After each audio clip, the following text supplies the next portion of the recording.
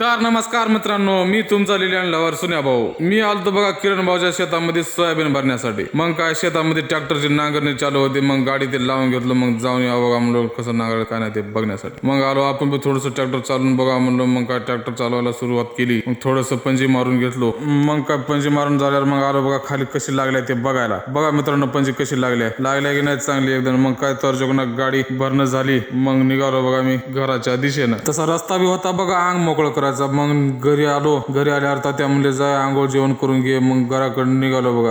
घरी आलो आंघोळ ते केलो. मग जेवायला बसलो बघा. मस्त पैकी मुगाची डाळ टमाट्याची चटणी आणि भाकरीवर ताव मारला. मग तात्या आले तेवढ्यात चल निघालो जामला. मग जामला आरतीवर जायचं तर मग बघा तात्याचा रुबाब कसा आहे. सिगरेट वगैरे नंबर 1 आहे की नाही कारभार. मग पोहोचलो बघा आम्ही जाममध्ये आरतीला पोहोचलो. रामला एकदम जोरात गाडी खाली करून दिली. मग आलो बघा पॉइंटला. मग आजचा पता बाजार ते केलो. निघालो बघा घराकडे. मित्रांनो आजचा ब्लॉग आवडला असेल तर लाईक करा, फॉलो करायला विसरू नका. जय महाराष्ट्र मित्रांनो.